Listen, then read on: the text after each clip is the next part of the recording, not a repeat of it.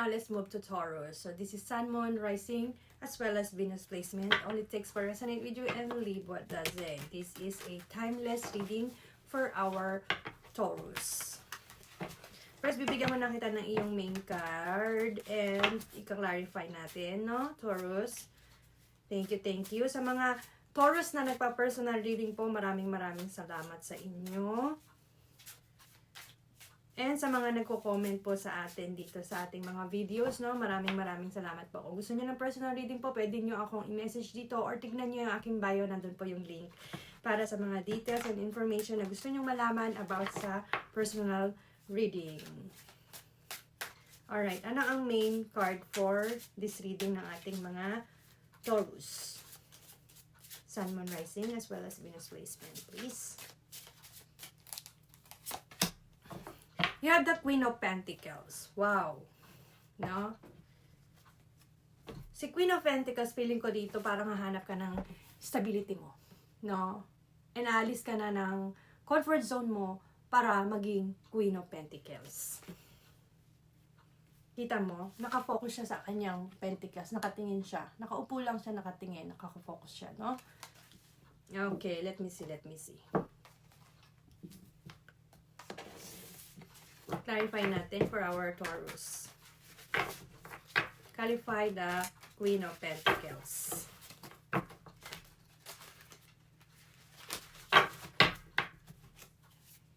For Taurus, please.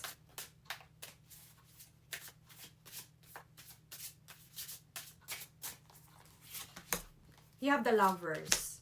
You have the Seven of Swords. You have the Page of Wands. And you have the Moon. Okay, no? You have the Lovers. This is about love and partnership, ganyan, relationship, romance, choices, balance, unity. Ayan, sinabi ko na lahat. Union, ayan. And the Seven of Swords naman is about sneakiness, trickiness, strategic, no? This is about pangloloko, kasinungalingan, no? Gulo, chaos, no? And then, meron ditong Page of Wands. This is about exploring, ideas, energy, no? Adventure. And then you have the Moon. Si Moon is about imagination and illusion. Okay,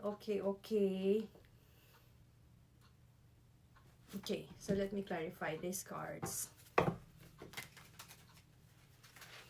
Feeling ko may pumipigil sa'yo mag-growth eh. Ano ba itong pumipigil na mag-growth sa'yo? Dito kay Seven of Swords, no? Pero kay Lovers muna tayo.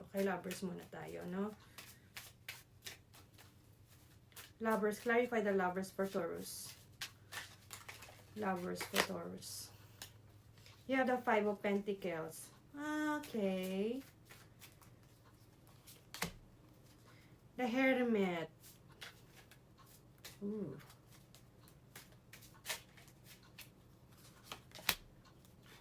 Illusion, imagination, thinking. Okay, so nakikita ko dito sa love na to, merong mga hindi fair na nangyayari sa iyong love, Taurus. Or mismong ikaw, no? Hindi ka nagiging fair. Matigas ang ulo mo sa part na to. Dahil meron kang Seven of Cups. Meron ka ng Seven of Swords kanina dito sa iyong main cards. Meron ka pang Seven of Cups dito sa clarification sa iyong love card. Or the Lover card. So, medyo matigas ang ulo mo, no? Oo, matigas ang ulo ng ating mga Taurus dito sa reading na to. No? And then yung partner, you're giving a loneliness to your partner and hardship to your partner, no? Taurus. Kung ikaw ba ay in a relationship, no? This reading siguro is para sa may mga nakakommit lang, no? Kasi yun lang lumalabas eh. Marami kang gusto, nagiging makasarili ka, nagiging matigas ang ulo mo, di ka nakikinig sa iyong partner or sa mga tao na binibigyan ka ng magandang advice, no? Alright, let me see the Seven of Swords for Taurus, please. You have the Ten of Pentacles, the Five of Wands, the Four of Wands. Okay, community naman ito, no? Community, competition sa trabaho, sa sa work environment, sa friend, circle of friend, no? Nag-uunahan, makakuha ng wealth, ng success. So hindi naman to love. Itong Seven of Swords mo, hindi naman siya love. Itong sneakiness, mga kasinungalingan na ito, hindi siya love. This is about work. I see. Hindi naman mawawala yan, di ba, Taurus? Kahit saan naman meron yan. Lalo na sa Pilipinas. Okay, Page of Wands. Let me clarify the Page of Wands. Page of Wands is about idea, creativity, adventure, exploring, energy, pagiging fair sa mga desisyon. You have the Two of Cups, the Tower, and the Page of Cups. Again, lumabas ulit si Page of Cups. Which is maganda. No? So, alright. Ang sinasabi ng Two of Cups dito, this is about attraction and partnership. Kailangan mo lang daw ng teamwork, no? Kung ano man ang mga plano na gusto mo. At kung meron kang tower dito as well, this is about yung mga disaster, massive change. Sa'yo, i-embrace mo. Kunin mo yung mga lesson mo sa past na mga nangyari sa'yo hindi maganda. Kunin mo yun as a lesson para mag-move forward. Dahil meron kang tower. And then, of course, you have a Page of Cups kapag si Tower, sinundan ni Page of Cups, ni Ace, any Ace, kahit anong Ace pa yung Ace of Pentacles, Ace of Swords, Wands, no? Pag sinundan ni Tower ng magandang, ng mga cards na yun, ibig sabihin, magandang resulta ng mga paghihirap mo. This is about mentally and physically, no? Na naka-apekto sa'yo, spirituality, mentally, physically, depende, nasa inyo yon kung saan nyo i-apply yon. Pero yung mga nangyari sa yung mga past, mga ganon, mga hirap, mga sakit, mga pasakit, bahala ka na kung saan mo ilalagay yung mga yon, no? Gamitin mo daw yon para mag-growth. Dahil sobrang tigas ng ulo mo sa part na ito yung nakakapag-stop sa'yo mag-growth, no? Hindi ka makagalaw. So this is the right time for you to move forward and gamitin yun bilang inspirasyon, no? Dahil si Page of Cups is about inspiration, freedom, and youthful energy. Okay? So, ang sinasabi dito, babasahin ko sa'yo kasi more on, di ako nagbabasa. Kinukuha ko lang yung keyword pero hindi ko binabasa. But babasahin ko sa'yo para sa'yo, Taurus. No? Don't be afraid to dream big and follow your heart. Additionally, be sure to listen to your intuition and trying to tell you something. Your intuition is trying to tell you something and you have to listen. Yun ang gusto niyang sabihin. No? And si Tower is, it may be divorce, heartbreak, death, or love, or financial failure, or heart problem, natural disaster, job loss, or any event that shakes you to core, affecting your spirituality, mentality, and physicality, no? There is no escaping before, but now it is time for you to move forward and use them to learn in life. Expect the unexpected. Wow. Okay, so ayan ang clarification mo of Page of Wands, which is maganda naman. And Moon, imagination and illusion. Let's see. Confusion. Nakukonfuse ka? Anong kinukonfuse mo? You have the Queen of Swords, you have the Eight of Swords, and you have the Four of Pentacles. Wow. Independency. Okay. Marami kang gusto. So, hindi ko alam kung saan na naman tayo nag-stop. Hindi ako nakatingin sa camera.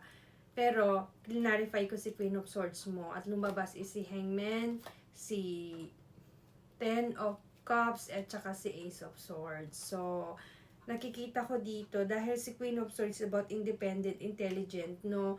So, gusto mo at sinusubukan mo na gawin ang lahat para sa family mo, sa minamahal mo, no? At ang gusto mo is yung magkaroon ka ng parang happiness, long-term success, no? Bless, contentment, no? Dahil kahit nahihirapan ka, kahit lack of sacrifice ka, or maraming mga failures din na dumadaan, no?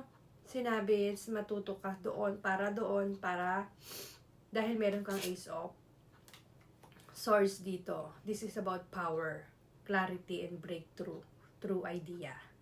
No? Taurus. Pero maganda. Deep wala namang masyado naging problema eh. May mga pinagdaanan ka, hindi lumabas ko ano yung mga pinagdaanan mo, pero may mga pinagdaanan ka. Obviously, dahil merong mga taong parang mga nagsinungaling, yun lang ang lumalabas dito. May mga mystery, may mga sikreto, may mga strategy, may mga parang ito yung nagkakat sa'yo eh, para mag-growth ka. No? Release mo yung mga yan. Tanggalin mo yan. Who cares, diba, Taurus? And the rest, meron ka Queen of Pentacles. Ibig sabihin ito is success to si Madam. Si Queen. Success to, opportunities yan. No? Simulan mo na. Magpakatotoo ka sa iyong sarili. I-maintain mo dapat yung pagiging tapat mo sa lahat ng bagay. Mapa-love, career, whatever man yan, maging tapat ka lang sa ginagawa mo. Hayaan mo yung mga gulo-gulo, mga chaos na yan dyan. Sige, magkagulo kayo. Basta maging tapat ka lang sa ginagawa mo. Maging tapat ka lang sa tao.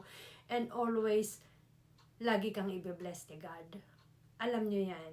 Kapag naging tapat ka, hindi ka bigay ng mga manipulation, mga kasinungalingan. Hayaan mo sila dyan magkagulo. Sige, parang kang naglalakad sa isang, let me say, na isang bridge. No, sila nagkakagulo. Ikaw straight lang.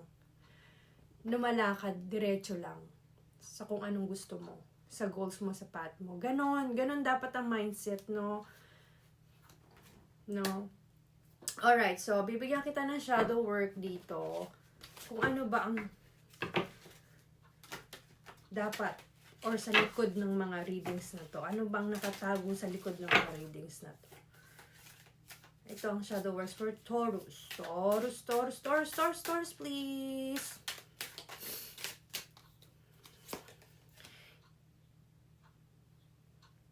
Jump thought. Matalon daw yung utak mo. The mind can make a heaven of hell. Yung utak mo daw, kaya niyang gumawa ng heaven of hell. O hell no. A hell of heaven ang tawag doon, sabi. So, confusion, anxiety, escape. Ikaw nang bahalang mo bumuo ng words na yun, tatlong words na yun, no? Confusion, anxiety, escape. No? So, that's your homework, Taurus. No? Once again, jump thoughts. The mind can make a heaven of hell, a hell of heaven. Confusion, anxiety, escape. Ikaw na. So, that's your homework. And then, kung nabuo mo tong tatlong words na confusion, anxiety, and escape, i-comment mo dyan. And once again, maraming salamat and see you in my next video.